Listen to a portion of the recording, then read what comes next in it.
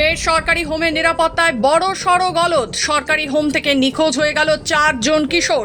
বহরমপুরের কাজী নজরুল ইসলাম হোম থেকে চারজন কিশোর নিখোঁজ হয়ে গেছে। গত 1.5 বছর আগে কাজী নজরুল ইসলাম হোম থেকেই 11 জন কিশোর নিখোঁজ হয়ে যায়। তার রেস্ট কাটতে না কাটতেই ফের সেই সরকারি হোম থেকেই নিখোঁজ হয়ে গেল 4 জন কিশোর। পুলিশ সূত্রে জানা গিয়েছে, প্রাথমিকভাবে মনে করা হচ্ছে হোমের ভেতরে গ্রিল কেটে এই 4 জন কিশোর পালিয়ে গেছে। কিন্তু তাহলে কোথায় নিরাপত্তা? সরকারি হোমে কেন নেই পর্যাপ্ত নিরাপত্তা রক্ষী? হোমে গ্রিল কেটে পালালে নিরাপত্তা রক্ষীদের চোখে পড়লো না কেন? পালিয়ে গেছে না নেপথ্যে রয়েছে অন্য কোনো প্রশ্ন? এখন সেই নিয়ে প্রশ্ন উঠছে সাধারণের মনে। ওরা কেমন দায়িত্ব আছে যে নিরাপত্তা মেয়ে পাচার হয়ে গেছে? আমাদের যেমন ঢুকতে যাই সেরকম ব্যবস্থা করা হোক। আমরা মা দেখবো মেয়েকে, আমরা মা আমি যেমন ঢুকতে যাই ভালো সুস্থ সুরক্ষভাবে যেমন মেয়েরা থাকে ভিতরে ভালোভাবে।